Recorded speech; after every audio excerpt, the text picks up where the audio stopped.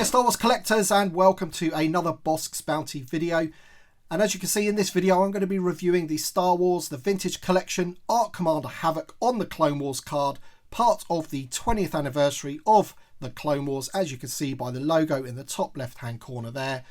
And yeah, we're going to get right into this and discuss this card back, because there are a few variants flying around, or at least one variant anyway. So let's talk about that very quickly when we look at the card back. There's the image of Arc Commander Havoc on the card back there, looking pretty good. If anyone's wondering where I got this, I imported it, and he is VC274. So regarding the variants that are flying around, I have seen people online that have a version of Havoc that doesn't have the little goatee beard and sideburns on the head of the figure. Now for me, I think that's probably the incorrect version, because I think Havoc did indeed have that goatee and sideburns in the show. So if you have that version, I probably wouldn't open it, because I think that will be the variant. I'm not too sure at this point how many, of each they're going to be, but I definitely want to get one of those if I can possibly do that. And then also the press images of this figure had the helmet on inside the bubble. So this one's offset to the left there, just the same as the one without the beard as well. It's exactly the same, it's just the head is different. But as I say, the press images had him with the helmet on. So is that version flying around somewhere? We'll have to wait and see. I remember when they did the Yoda on the Empire Strikes Back card, the press images had his little blue backpack behind the figure, but then all versions that were actually released had the the backpack down below the figure to make it look like you were getting more for your money. I never actually saw somebody have the one with the backpack behind, so maybe it was never actually produced and it was just for the press images. That might be the case with the one with the helmet on for Arc Commander Havoc. I've got the one with the goatee. We're going to open him up right now. You can see there on the Clone Wars card, there's that logo as I mentioned before. So we're going to open this one up, take a look at the figure really quickly and just compare him against some of the other ARC Troopers that we've got, because really it's a repaint. There's not too much difference. So let's do that now. Alright then, so there is the figure out of the packaging. I just thought I'd stand him here just so you can get a good look at him. I mean, at the end of the day, we've seen these quite a lot now. We've had many of these ARC Troopers. We originally had the 3-pack of Jesse, Fives and Echo. And then we had all of those Battlefront 2 versions, of all different coloured versions and what have you. This one, again, is a 501st. It's Havoc. And this is one of my favourite ones, I've got to say. I really do like the paint apps on the helmet and the helmet design, which we'll show you in a bit more detail in a second when I get him close up to the camera. I just wanted to show you him in this sort of pose just to begin with. One thing that's always bugged me about these ARC Troopers is the pauldron is super loose. It just flaps around on his shoulders there, unless you've got the helmet on. But we'll get into that in a second. But I just wanted to quickly show you him like that. And you can see his little goatee beard. And we'll just bring in Fives very quickly, so you can see him next to him. So you can just see some of the differences with the paint apps and what have you. You can see that it uses the same sculpt. It's just literally the paint apps are different. So this guy has the blue on both shoulders, whereas Five's got grey and black. He has those 4 little dots on his armour on the front there. Much less of a pattern than he has.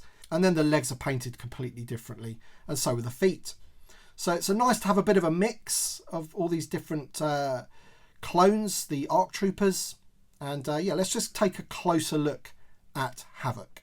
Okay then, so we have a super close-up look at Havoc now. And you can see that the paint apps on the figure are done pretty well. You've got those really long sideburns on the face and that little goatee beard there. As I said, there is a variant going around with just a plain clone head. And as we move down the figure, you can see all the nice paint apps and flashes of blue on his armour. Right down the legs. And as I say, this is definitely one of the better ones, I feel. Nicely detailed. And what really pleases me is the helmet on this one, actually. The helmet on this guy is really nicely painted. You can see there, I love the grey and the blue. And it does have the working rangefinder with the blue on the end there. So it just moves up. But yeah, I mean, some would say that these have been done to death and we've got more to come. We've got Colt and Blitz still to come. But I'm really liking this one. He's going to go really, really well with Echo, Jesse and Fives. Looking pretty cool altogether. And you can see that I've got the smaller blaster stowed away on his backpack. And the 2 small pistols in the holsters there, which are moulded on to his plastic Karma. That's the one real gripe about these figures. Is, you know, it'd be really good if they had the soft goods Karma, but it wasn't to be. I'm not going to go through the articulation of this guy. What I would say is that the blasters are still super rubbery with these figures. That is one of the other problems that we've had with these ARC Troopers, that the blasters are just, you know, so bendy and rubbery.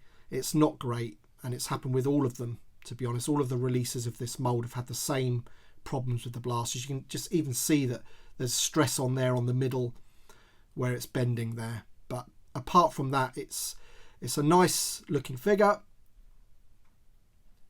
And as I say, the best thing about it is that it's going to go well with all the others. Those Battlefront 2 versions using this mould didn't really go with anything particularly.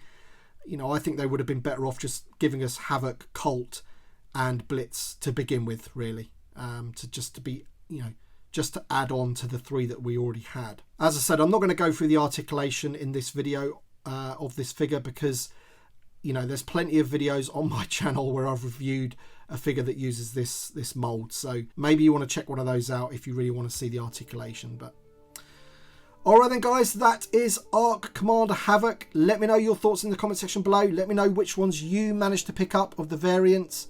I'll be really interested to know which one you managed to pick up.